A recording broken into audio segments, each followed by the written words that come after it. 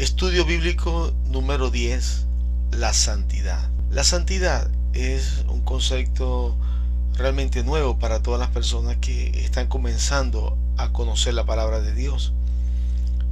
La santidad a nosotros nos han enseñado en nuestros padres que normalmente no conocían la palabra de Dios, que los santos son esos imágenes de yeso que están en las iglesias y que los santos están en el cielo y cosas así. Pero cuando vamos a la Biblia, al concepto bíblico de lo que es santidad, la santidad es algo muy diferente. La palabra de Dios nos enseña que la santidad significa ser apartado para Dios. Cuando una persona cree en Cristo, es apartado para Dios, es santificado para Dios. Y es un acto que Dios en su soberanía, porque el Señor es dueño de todo y es soberano para hacer las cosas conforme a su divina voluntad. Cuando una persona cree en Cristo, Dios lo declara santo. Y esa persona delante de Dios, aunque en esa persona no haya ocurrido ninguna transformación en ese momento, no haya habido ningún cambio real, no haya existido ninguna luz del cielo que vino y lo cubrió y hubo un acontecimiento sobrenatural, para esa persona delante de Dios es santo. Muchas veces nosotros confundimos la santidad con perfección. Santidad es ser apartado de Dios, perfección es otra cosa muy diferente. Podemos tomar un ejemplo cuando los reyes, actualmente hay naciones que tienen reyes y han nombrado a personas que son ilustres dentro de esa nación, la han nombrado caballeros. Entonces esa persona recibe el honor de ser nombrado caballero de ese reino. Ese título, ese estatus que le da ese rey a esa persona que es ilustre de caballero, eso no cambia su vida, no cambia su manera de ser con respecto a los demás reinos, con respecto a las demás naciones que existen.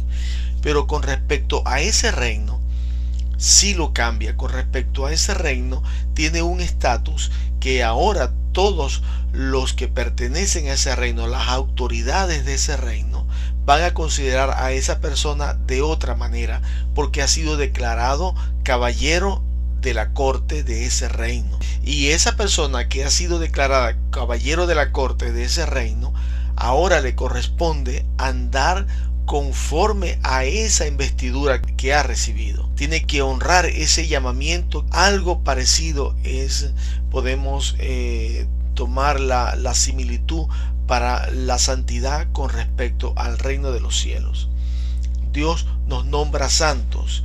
Podemos leer en la palabra de Dios en 1 Corintios capítulo 1 versículo 2, dice de la siguiente manera. Habla el apóstol Pablo y le escribe a la iglesia de Corintios y dice así: a la iglesia de Dios que está en Corinto, a los santificados en Cristo Jesús, llamados a ser santos, con todos los que en cualquier lugar invocan el nombre de nuestro Señor Jesucristo, Señor de ellos y nuestro.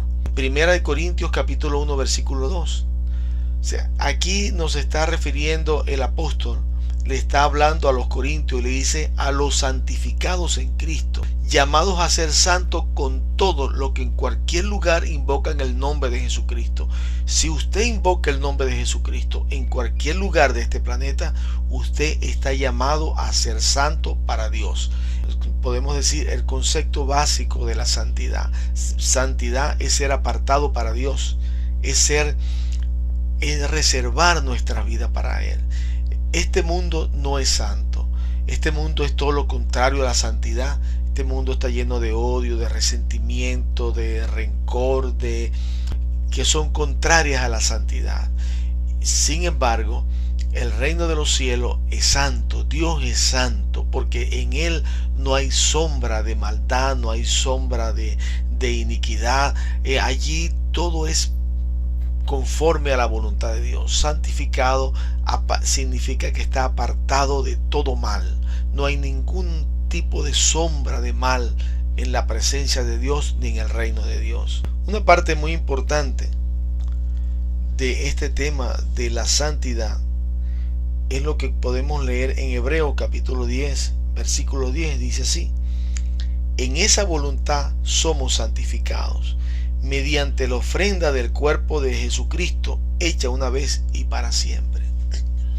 ¿Cómo pudieran pecadores como nosotros, manchados con la maldad, con la mentira, adulterio, fornicación, droga, cómo es posible que pecadores de pronto ser transformados en santos, y esa inmundicia que tenían encima y esa suciedad que estaba manchando su vida, qué pasa con eso?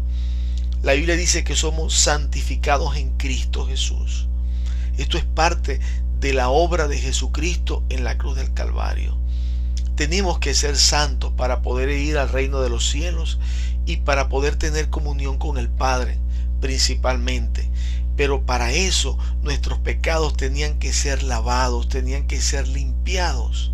Y la única forma que existía, la Biblia dice que la paga del pecado es la muerte. Nosotros teníamos que ser condenados y ser castigados y morir, no solamente físicamente, sino espiritualmente por causa de nuestro pecado. Sin embargo, Dios envió a Jesucristo, el Cordero de Dios que quita el pecado del mundo, y Él murió en nuestro lugar.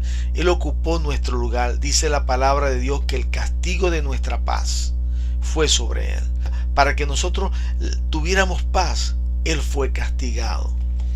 Entonces, nosotros somos santificados. No es gratis, no es de balde, sino costó un altísimo precio. Para ser santificados, nosotros tenemos que aceptar el pacto que Dios ha hecho con la humanidad a través de la sangre de Jesucristo.